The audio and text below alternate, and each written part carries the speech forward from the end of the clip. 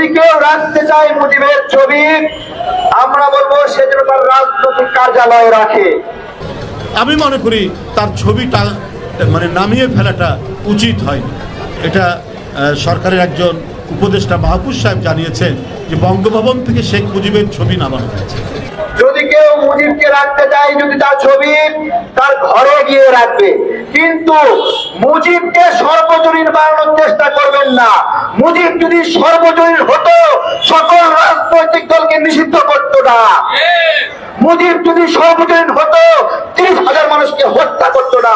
মুজিব কখনোই সর্বজনীন ছিল না।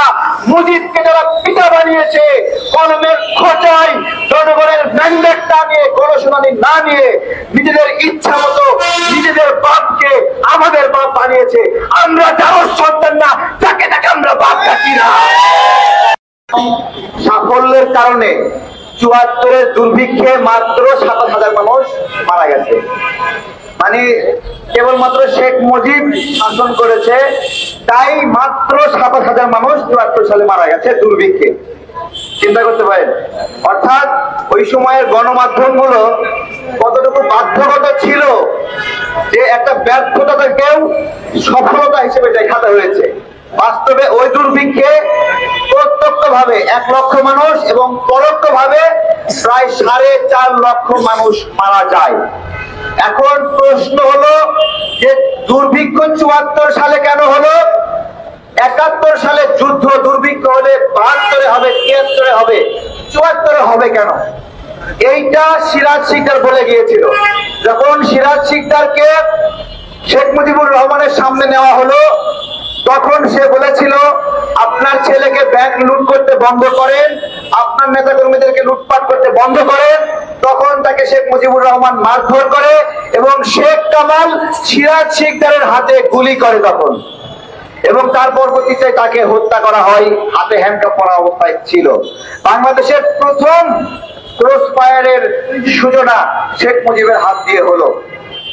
এই সময় আরো প্রায় ৩২,০০০ নেতাকর্মীকে হত্যা করা হয় এবং আইন করে সেই হত্যার বিচার পাবে না ওই পরিবারগুলো, সেটা নিশ্চিত করা হয় যে এই পরিবারগুলো কোনো বিচার পাবে না এবং এই হত্যা শেখ মুজিব সরল বিশ্বাসে করেছে বলে ধরে নেওয়া হবে। এরকম একটা বর্বর সময়ে পেরেছি। তাহলে শেখ মুজিব মারা যাওয়ার পরে কেন মিষ্টি বিতরণ করলো, কেন নাজাত দিবস পালিত হলো, এটাকে আমরা বুঝতে পারছি। কেন মানুষের মনে কান্না আসলো না, খুশি হলো? মানুষ সত্যি সত্যি মুক্তি পেয়েছিল। সে কারণে আমি আগস্টকে শোকের মাস বলতে চাই না, আগস্টকে বিপ্লবের মাস বলি আমি। এবং এই ২৪-এও জুলাই অভ্যুত্থান না বলে আপনারা আগস্ট অভ্যুত্থান বলবেন, আগস্ট বিপ্লব বলবেন। আগস্ট বিপ্লব হয়েছে আগস্টে। আমি জানি না যে জুলাই শব্দটা, জুলাই অভ্যুত্থান শব্দটা কিভাবে আসলো। জুলাইতে শুরু হয়েছে, কিন্তু মূল বিপ্লবটা যখন আসে সেই সময়টাকে আমরা কি পুরো অক্টোবর, নভেম্বর, সেপ্টেম্বর মিলায়ে বলি বিজয় দিবস? আমরা বিজয় দিবস কবে বলি? ডিসেম্বর মাসে, তাই না? ঠিক একইভাবে আমাদের বিজয় হয়েছে আগস্ট মাসে। এই বিপ্লব হলো আগস্ট বিপ্লব। এবং আজকে যেই ছবি সরানোর কথা বলছি, যুক্তি কি? হাসিনা তার বাপের পরিচয়ে যে আমি শেখ মুজিবের মেয়ে, শুধুমাত্র এই একটা ডায়লগে গত ১৫ বছর শাসন করছে। এই একটা ছবি দেখায় দেখে, একটা মূর্তি বানায় শক্তি অর্জন করেছে। ৪,০০০ কোটি টাকা। এখানে ভাস্কর দুলাল দাদাকে সামনে রেখেছি, দাদা সাক্ষী দেবে। শেখ মুজিবের যে মুরাল বানিয়েছে ১১৭ কোটি টাকা, এটা থেকে ১১৭ কোটি টাকা ব্যয় হয়েছিল। কত ব্যয় হয়েছে? ১ কোটি টাকা পাইছে শিল্পীরা শিল্পকর্মের জন্য, আর অবকাঠামো তৈরি করার জন্য ধরেন ১৮ কোটি টাকা। ১৯ কোটি টাকা ব্যয় হয়েছে, সেটার ব্যয় দেখিয়েছে ১১৭ কোটি টাকা। এরকম ভাবে লুটপাট করেছে। এই এক মুজিবকে সামনে রেখে সকল লুটপাট বৈধ করেছে। যেহেতু মুজিব ছিল লুটপাটের আদর্শ, যেহেতু মুজিবকে লুটপাটে ব্যবহৃত করেছে, আমরা মনে করি এখনো মুজিবের ছবি দপ্তরে থাকার অর্থ হলো শেখ হাসিনার গণহত্যাকে অস্বীকার করা এবং শেখ হাসিনার বিচারকে বাধাগ্রস্ত করা। শেখ মুজিবের ছবি বঙ্গভবন থেকে একটা দরবার হল থেকে সরিয়ে ফেলেছে। আমি প্রথমে ধন্যবাদ জানাই মাহফুজকে, ওইখানে আসিফ ছিল, তাদের এই কাজটা সত্যিকার অর্থে অনেক সাহসিকতার কাজ, এবং এটা আমরা আন্দোলন করে সরাতে পারতাম না হয়তোবা।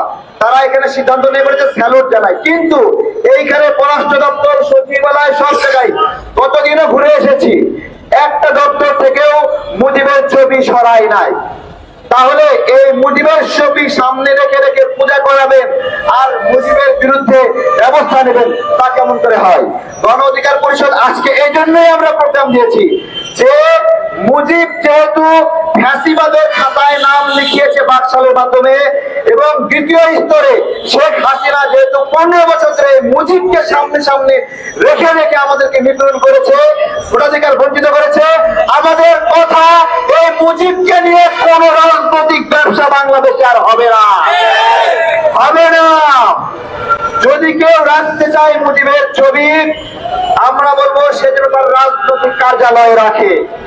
যদি কেউ মুজিবকে রাখতে চায়, যদি তার ছবি তার ঘরে গিয়ে রাখবে, কিন্তু মুজিবকে সর্বজনীন বানানোর চেষ্টা করবেন না।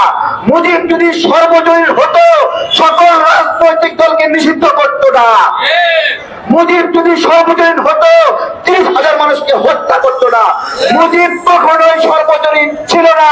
মুজিবকে যারা পিতা বানিয়েছে, কলমের খোঁচায় জনগণের ম্যান্ডেট না নিয়ে, গণশুনানি না নিয়ে, নিজেদের ইচ্ছা মতো নিজেদের বাপকে আমাদের বাপ বানিয়েছে। আমরা যাওয়ার সন্তান না, তাকে তাকে আমরা বাপ ডাকি না। সেই জন্য খুনি হাসিনা আমার একটা বাল স্পর্শ করতে পারে না। সুতরাং সেই হাসিনাকে আমরা তাড়াতে বাধ্য করেছিলাম। রাগাবেন না, রাগাবেন না। আমরা কি করতে পারি তার চলন্ত প্রমাণ তো আপনার চেয়ার। চেয়ারে বসে টুকটুকি বাজাবেন না। আসিফ নজরুলকে বলি, এই বাজার সিন্ডিকেট, এই শেয়ার বাজার, এই পাসপোর্ট অফিস, সকল দুর্নীতির বর্তমান হতে হচ্ছে আসিফ নজরুল। উনি জনগণের সাথে,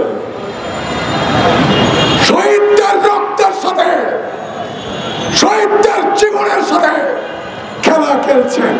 আপনাকে খেলতে দিব না, হাসিনাকে খেলতে দেয় নাই। আসিফ নজরুলকে স্পষ্ট বার্তা দেয়, আপনাকে খেলতে দিব না। সুতরাং সাবধান হয়ে যান।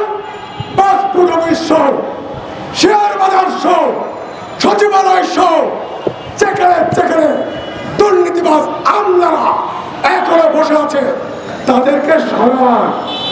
সময় কম, মায়ের শুরু হয়ে গেলে পাবলিককে ঠেকাইতে পারবো না। ধন্যবাদ।